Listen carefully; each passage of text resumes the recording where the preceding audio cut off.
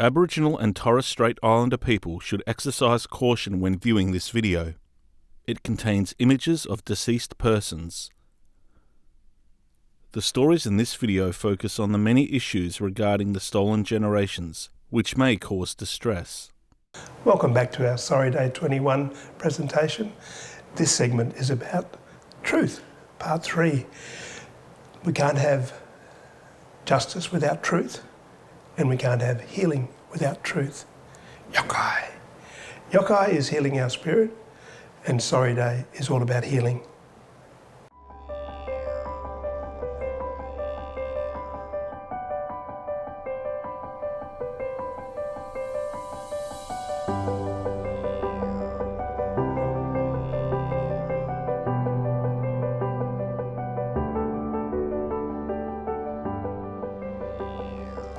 Over 2,000 generations have passed through this land, with their languages, cultures and complex societies. But in 1788, when the tall ships came, everything changed.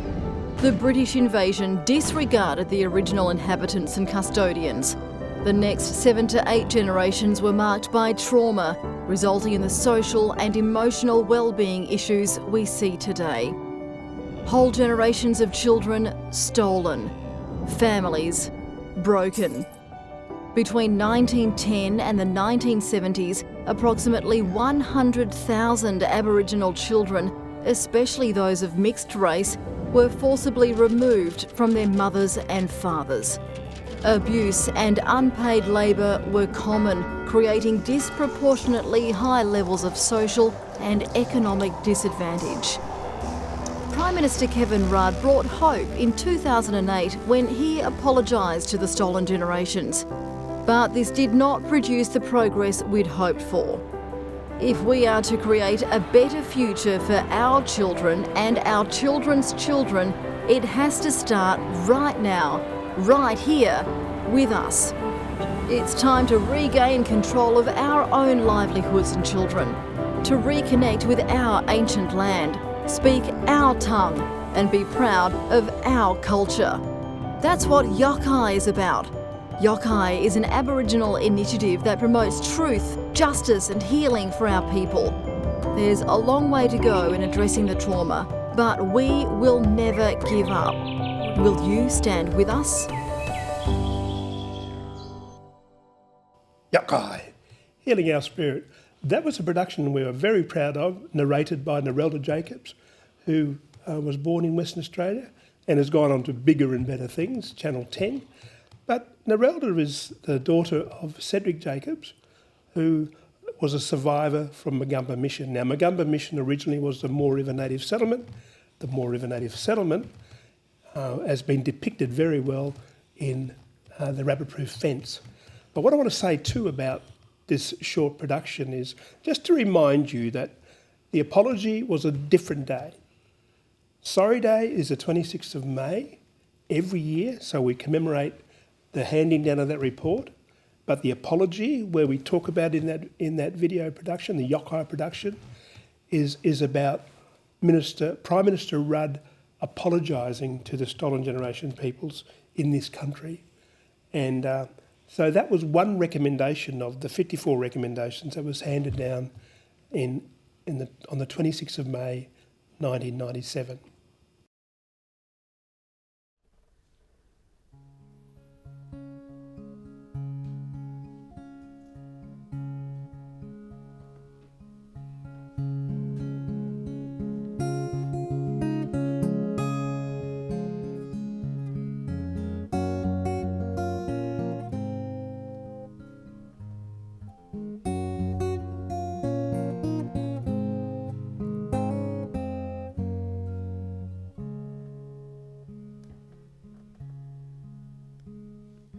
Down in the valley,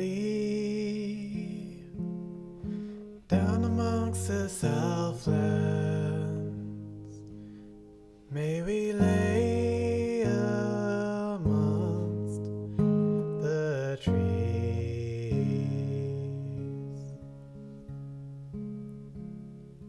Hear the warbling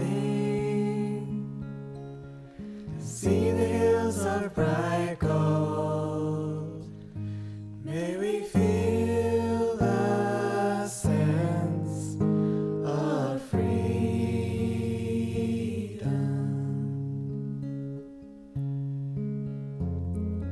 What a glorious sight, darkness flooded with light. May we love each other right.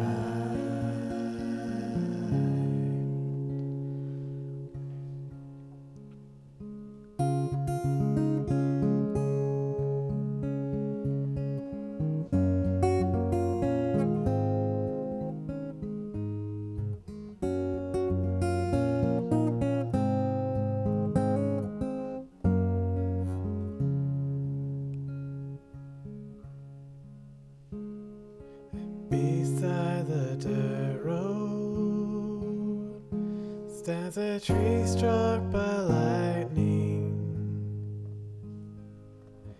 reprimand from above,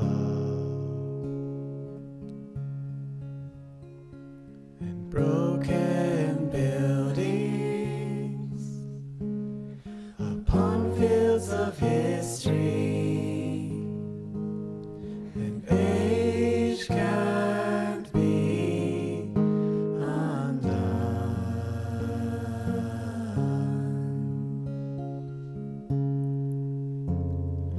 What a glorious sight, darkness flooded with light. May we love each other right.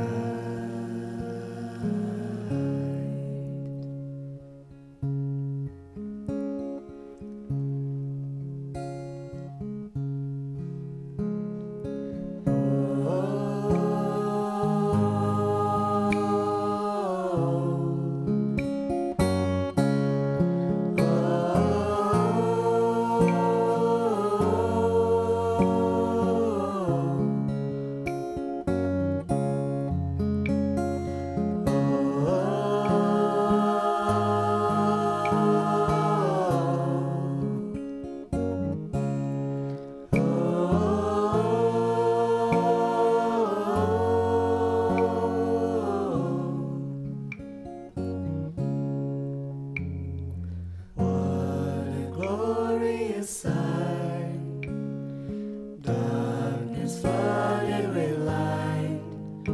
May we love each other right. What a glorious sight, darkness flooded with light. May we love each other right.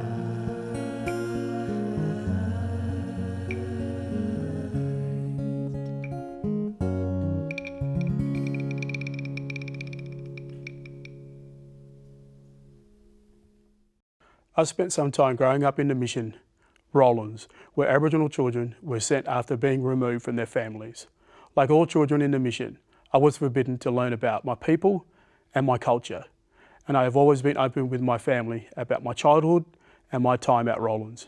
Here is my story, told by one of my sons, Lyceum.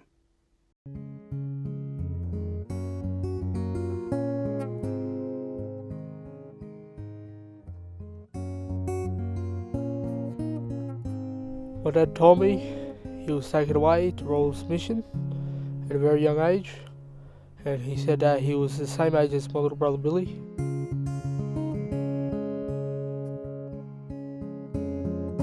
Dad said he was taken to a police station and he was told there to wait. He was picked up in a van, and when he got to Roelands Mission here, he was told that he could not hang out with his brothers and sisters, so he had to sleep by himself. Dad told me a story where they go to sleep early before sunset, and that doesn't really happen in our culture. He reckoned he was scared because he was the only one there by himself, except with no family, which made him very lonely. But Dad would normally try and run away a lot of times. Sometimes he'll get far, and sometimes he told me he'll get so far away that he'll get hungry, so he'll eat some grasshoppers. I'd never do that, no matter how hungry I was. Dad was taught here to study the Bible, which really he just wanted to know where his mum was.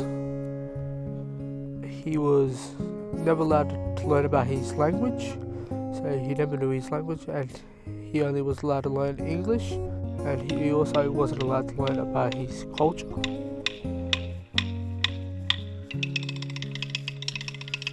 He said that he was like Billy when he was young, before he went to Roelands Mission, a little cheeky one, really fast, liked to go everywhere. Recently he's been talking to one of the teachers that used to teach him here, and she said that normally he was real quiet, and the reason why is because he normally went through some rough times around in Roelands here. Dad was here for around 3 years, and that's a long time if you ask me. If it happened to me, I'd probably do the same thing as Dad, try and run as possible, but if I couldn't, you know, it'd be pretty sad. Being away from your family and that, be too hard for me to take. Dad said that he was real angry at his mum because the people here said to him that it's your mum that put you here, like it's your mum's fault and that. So that made him angry with his mum.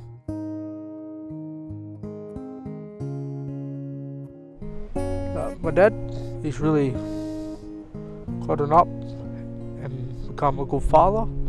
He's been learning language because he started learning language now. He's been helping us with the cobbery, us boys, and you know, he's just doing very good for the Koondarm community.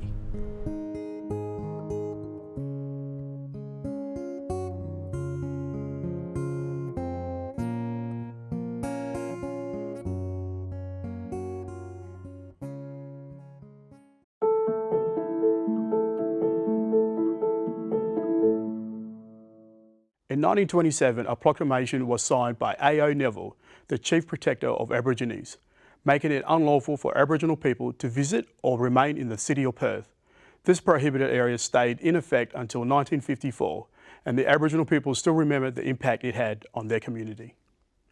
Actually, we tend to refer to them as the out of town by 6 o'clock laws, because basically most people knew that after 6 o'clock you just weren't allowed to be in town. This is about Aboriginal people not being allowed into what was originally supposed to be the centre of Perth. Police, publicans, train conductors, anyone in any kind of authority felt they had the right to tell an Aboriginal person to get out of town. In particular, before then, people were attending in the 1920s a place called White City, which was right down on the foreshore in Perth. It was run by a group called the Uglymen Society, and they were a group of returned soldiers, and it was to raise funds for families of returned soldiers. And it was an amusement centre, and it had buck jumping and boxing competitions and these giant slides and bands, and you could perform a number of things as participants. It was kind of like a sideshow alley in Perth, but it attracted a lot of people, black and white. But the particular problem for the department was that it was attracting Aboriginal people, in particular Aboriginal men and women, who were both fraternising with non-Aboriginal people, which was frowned upon, but also were just highly visible, and that troubled Mr. Neville, the Chief Protector. And that's kind of what Neville's focus was to keep Aboriginal people away from boxing rings and some of the activities down at White City. I don't think he actually realised the full extent of the city of Perth, which in fact in those days extended right through to the coast and a lot of the metropolitan area. So between 1927 and 1948, Aboriginal people were not allowed in that area unless they were issued a pass, unless they had what was called lawful reason to be in that area, if they had work and so on. So as a result, quite a few Aboriginal people were confronted by police who were patrolling the area and often charged, sometimes imprisoned for a short spell, simply being in that prohibited area. You can actually look up and check for arrests for cohabitation at that time in WA, and there were lots of arrests. People were arrested, these laws were enforced, and people might find themselves fined a significant amount of money or in prison for up to 2 weeks for being found in contravention of the Act. In 1947, 1948, that area was reviewed, and I think it was, if you read the file, it seems apparent that, you know, there was some confusion as to the boundary of the area, and the government of the time realised maybe there was a bit of a mistake made in 1927, and they reduced the boundary of that area to more the Perth CBD component. I think it's because when previous researchers have looked at the file, it shows the boundary on a map of the prohibited area in sort of red ink, but people have been working off what's called a microfilm copy of that record, which is purely black and white, so it's very hard to see what the full boundary was unless you're looking at a colour copy of that file. So the prohibited area was actually abandoned, or it was finally revoked by the governor in 1954. Now that had come after a dedicated campaign by the Coolbaroo League in particular, to Parliament and to the Department of Native Welfare to change that law, to have it removed. It was considered to be something of the past and something that was no longer necessary. You know, it's marginalising Aboriginal people without a doubt. It was really a form of segregation, in my opinion, in the fact that it was so heavily regulated and controlled. So the lives of Aboriginal people were incredibly regulated and controlled compared to, you know, a white person who could go about his or her business in a fairly free manner. I think it's really important to understand our history, and I think it's important because while each crop and each generation comes to understand its history from a particular perspective, so too is there a consistent forgetting. We can't know everything. So we need to make sure that if we are learning from our past, that we are consistently retelling it, because each generation comes through and it needs to be told the story of its history. Stay with us for more stories of Sorry Day, Yokai, healing our spirit. Indigenous Aboriginal culture has existed in Australia for over 45,000 years. It predates much of our history and stands as the oldest living culture in the world. Today we meet the brains behind the Storylines and Noongarpedia projects, where a few local community members are taking a new approach to history, merging modern digital technology with culture. Damien Webb from the Western Australian State Library works closely with his research team on the Storylines project, which offers a new digital avenue for Indigenous Australians to trace their family history through photographs. I mean, first and foremost, this project is designed to make this material accessible and to give some sense of ownership of this material back to the Aboriginal families that it was taken from originally. He said something had to change to keep people engaged in Australian history. The library had been doing a few remote trips, so we've been doing some training around Western Australia, and what we noticed was that when we were trying to do training around computer use and digital literacy and things, people weren't interested, but in communities where there was an access point for photographs and that kind of heritage material, you'd have a line out the door to use that computer. Damien says that by incorporating easy-to-use technology on the Storylines website, interest into Aboriginal history has spiked. Yeah, so the beauty of Storylines is with the latest version of the software, it now runs on mobile devices and tablets as well. So basically anything you've got that's got an internet connection, you'll be able to pull Storylines up. And anybody using the system can actually leave what are called annotations or stories. So any comment on the photos, so whether that's helping us to identify someone. He says he couldn't be more proud of what they've achieved. For me, it ticks a lot of boxes, particularly around technology, around getting people to use technology, finding new ways that technology can assist these very, very ancient collections. I love that the project allows us to shine a spotlight on stories that haven't really been told and shared. Neville Green is a prominent researcher and contributor to the Storylines project and has published many helpful resources that are crucial to following the roots of Noongar history. So there's this great interest in this area, and the Storylines is bringing it to life. I find it enjoyable when people know what you've done and are pleased. And I was told by an American who said, if you're going to write history, write it so that people can read it, not just academics.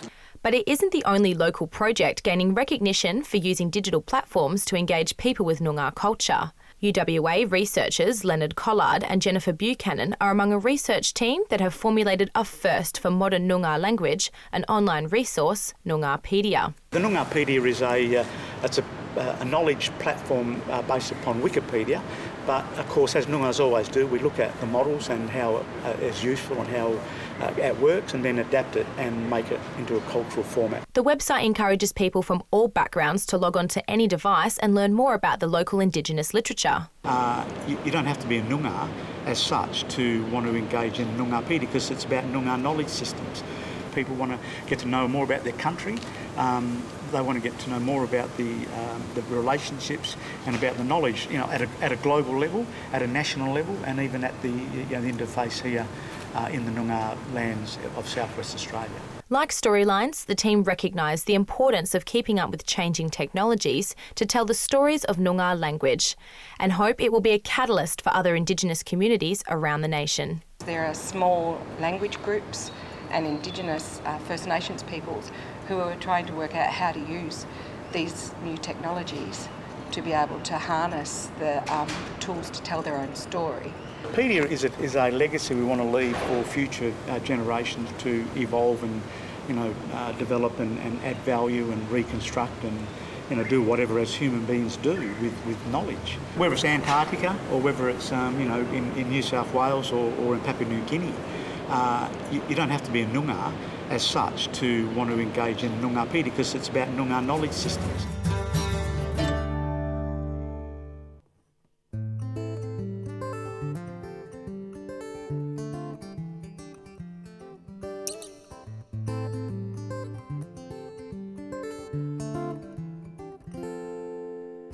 Bindi bindi bal you are winyan bal kanyin mordich cord. Bindi bindi bal jerapin bal you at kurak not you at bal. Bindi bindi bal kwabata bal you at kurak wayin. Bindi bindi bal mordich bal milang at chinanin kwabadak. Kalyaku kwabadak. Kalyaku bindi bindi bal kakaruk chinang bal lord kulin. Bindi bindi bal warren ka border wanganin kwabadak. Kalyaku kwabadak. Kalyaku bindi bindi bal you at winyan bal kanyin mordich cord. Bindi bindi bal jerapin bal you at kurak not you at bal. Kalyaku kwabadak. Kalyaku